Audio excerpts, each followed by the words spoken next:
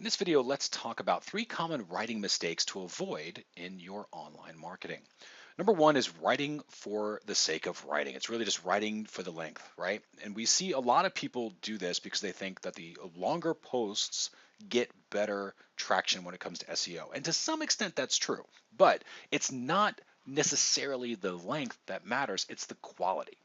So quality will always trump length. Why is that? Well, because if you have a high quality article that helps me as a reader, as a visitor to your site, I am more likely to share that. I am more likely to engage with your content. And Google is constantly looking at all of those different signals. Where am I sharing it on Facebook or LinkedIn? Am I giving it to other people? Am I recommending it? And it's, how am I engaging? How much time am I spending? And it's all that stuff that they're pulling together to see if this is something that should rank higher in the search engines. It's not just the length.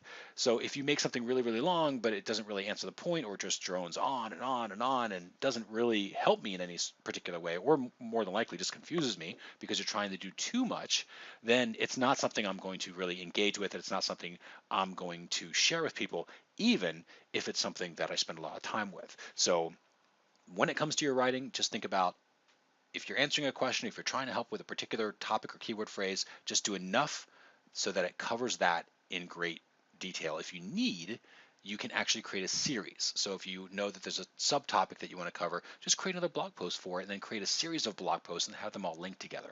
That would be your best bet.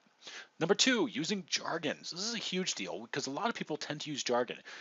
One example that we use a lot, which is VSL. So people in digital marketing or online marketing, you may have heard of the term VSL, but maybe you didn't. And a lot of people that we talk with, they haven't, especially because they're just starting out. So VSL is a video sales letter. It's those videos that you see whenever you go to a sales page and it starts instantly playing. And a lot of times now they're doodle videos or those new style, the explainer video, where it's a little cartoon character talking. But just because we know what a VSL is doesn't mean that we need to write VSL in our blog post and assume everybody else will. Because what will happen is a lot of people will just get checked out at that point because they don't know. So either, if you're going to, let's say, if you're going to use jargon, make sure you link somewhere or you do a little tooltip. You can actually do a little tooltip for it or something that hovers that says, here's what this is, or just put it in parentheses, VSL, parentheses, video sales letter, do something like that because it'll help your readers. And again, they're all coming from different angles. In our particular instance, we're trying to help out people who are kind of new to this and trying to get their head wrapped around it. So it makes sense for us to do that. If you have a more advanced audience that everybody will know what a VSL is, then obviously you wouldn't. So it's really, when it comes to jargon, it's focusing on what your reader is and meeting them there.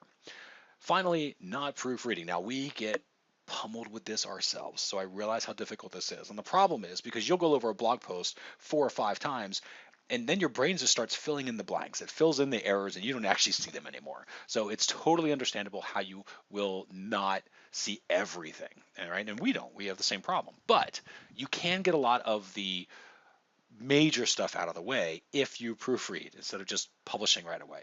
So take a second, and this is how we do it. We'll actually take our blog posts and we'll write them out, and then we come back to them like a day later so that we have somewhat fresh eyes, and we'll go through them again and we'll change some things. And that's all when it's in a Google Doc. And then we'll actually go to put it in a draft mode, and then somebody will put it in draft in WordPress.